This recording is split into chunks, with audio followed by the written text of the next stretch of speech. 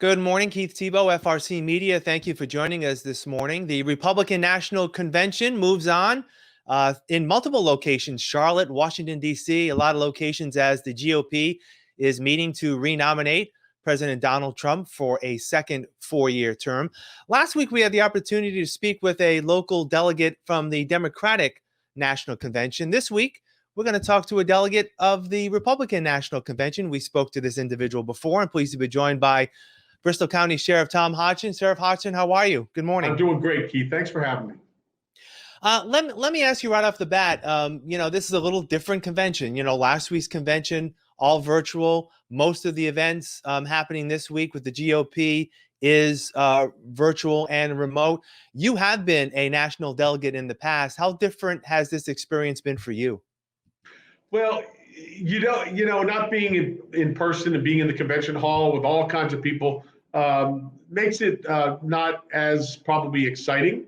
You obviously have less chance to cross people's paths that you otherwise would.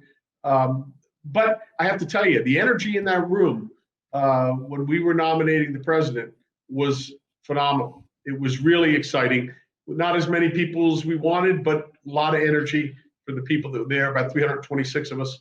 And it was really something special. Now, in terms of the Massachusetts delegation, when you cast your vote, was that in person? Was that remotely, locally, or were you able to gather locally to make that connection? And I guess the second part of my question is, what types of meetings has the delegation still been able to have this week, even though you're not connected, directly in Charlotte, if you will? Well, the way it was set up, we were in a big room down in Charlotte at the hotel. We were all together. Of course, it's a big hall there that had all of us there, like you would at a typical convention, where we had the tall cardboard structures for identifying each state. It was just a smaller version than you would normally see at a big normal convention. But we did that in person. We each went to different microphones when we announced our state votes, and of course I'm the chairman for Massachusetts Trump re-election campaign, as well as the co-chair of America's Sheriffs for Trump. So it was an exciting time for me. It was when I read the votes and sort of gave our sort of parallel history about Massachusetts with the current president. It was great to hear the kind of excitement and applause when I announced that I was also co-chair for America's Sheriffs. It was sort of a support that I think a lot of law enforcement like to hear, given what's going on in the country right now. So in terms of meetings within the delegation, was that still happening in Charlotte, and are they continuing to happen even though you're back here? No, the delegates have all gone back to their respective states. They had, I think, there was an additional meeting for the RNC officials that were different committees, Treasurer Committee, and so forth. But most of us were leaving that afternoon after the Vice President spoke, and headed back to our respective states. And of course, I'll be down in Washington with the president and the other people who are invited for his speech tonight to accept his nomination. Now, in terms of other events that normally happen at a convention, there's normally different committee meetings, platform, and other committee meetings of the like. Were those held either prior to this week? Were there some held on Monday, or and I guess just based on your last answer, it looks like a lot of the work of the convention is pretty much over. Yeah, the credentials committee, of course, had to be there from each state. And the other platform committees and so forth and so on, those were already sort of established, and the work was done before the convention actually happened when we gathered down there in Charlotte. All right, I want to get to a couple of issues that have come up the first couple of nights, and I'm sure will as the convention continues, and obviously as we go forth through the general election in November. One of the big ones, of course, that you're affiliated with is public safety.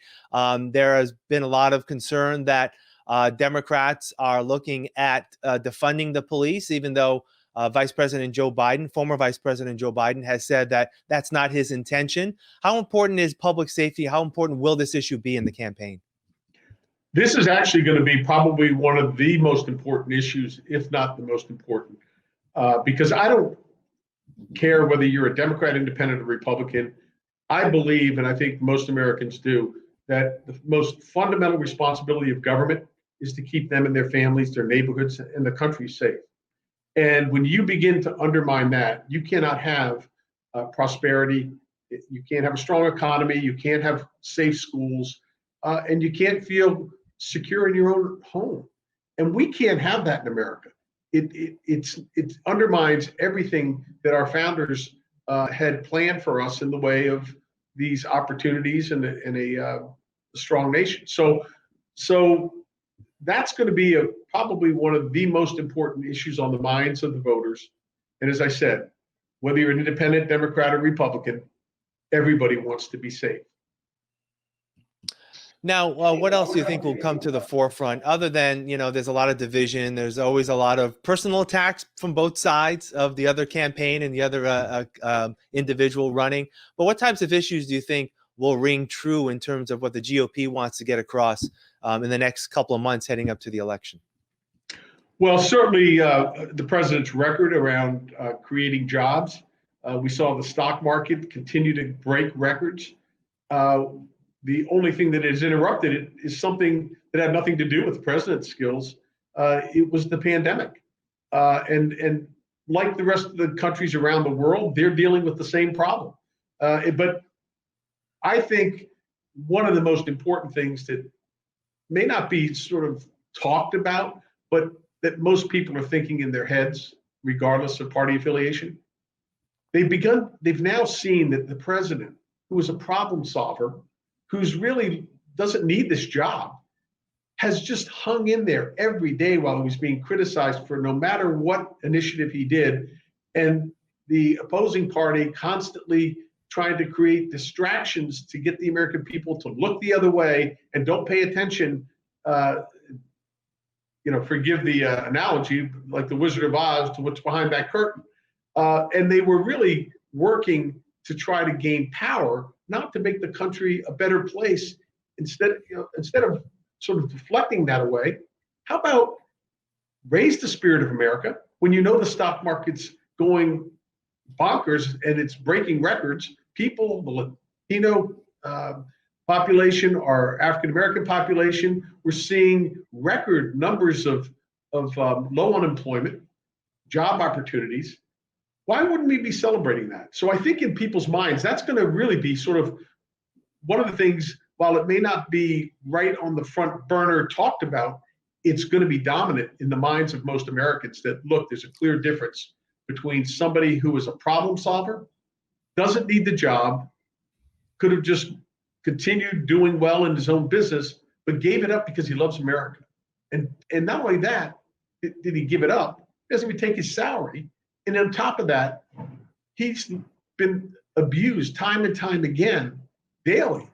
And yet he cares so much about America that he continues to hang in there, and he's kept the promises that he made from day one. And I know he's going to do the exact same thing going forward. I've been in his company on a number of occasions in meetings, and I have to tell you something. This president listens and brings into the White House the people that are on their boots on the ground in the communities across this nation, because he wants to know from them, what is the issue? Tell me about it from your perspective. And then what do you believe the solutions are? As opposed to what's typically happened in politics, politicians looking to just get sort of the idea of what the problem is and then create some solution that's very shallow, that just sort of gives them political benefit and looks like they're really doing something.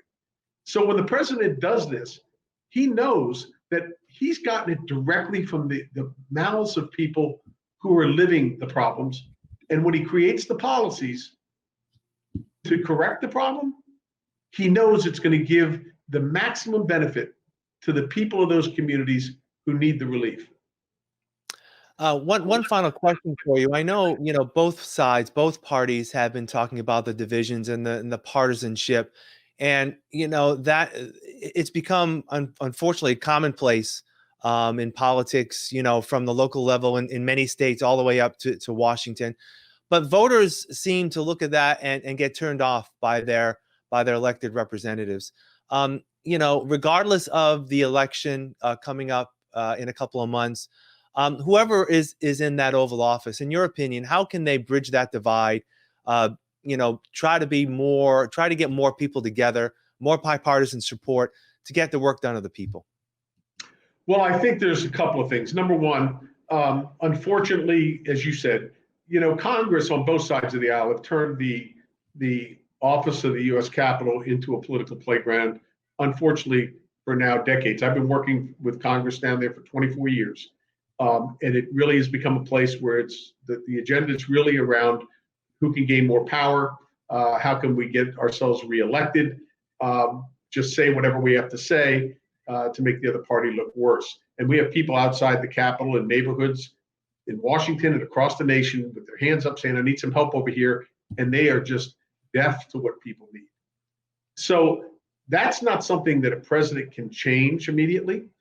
The only thing the president can do is try to create real results that are going to let the people in the communities know that we're making progress, continue to talk about their love for America, the important values around religious freedom, about economic opportunities, safe streets, safe communities, and make things happen that are real results that can let people say, okay, yeah, we are making progress, and yes, we can come together. Because we all will come together around safe communities. We'll come together around safe schools, as long as we're making progress. And I think over the course of our history, most people recognize that we don't really appreciate what we have until we see that we are starting to lose it.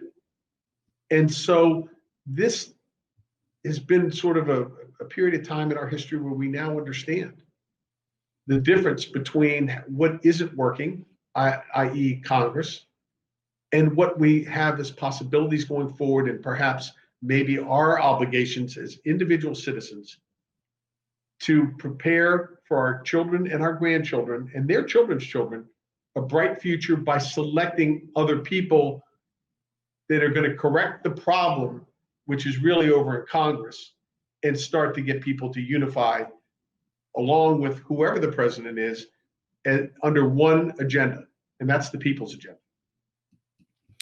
All right, Sheriff Tom Hodgson, I appreciate your time. Enjoy the rest of the convention this week, and we'll talk again soon. Have a great day. Thanks so much, Keith. Thanks for having me.